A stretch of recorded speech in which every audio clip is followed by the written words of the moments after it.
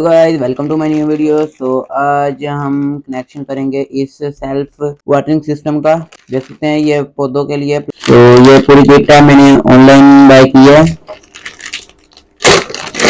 देख सकते हैं ये अलग अलग भी सामान मिल जाता है मार्केट से, यहाँ तो नहीं मिला मुझे। मैं आप लोगों को इनका नाम बता दूंगा। तो अभी कनेक्शन करना शुरू करते हैं।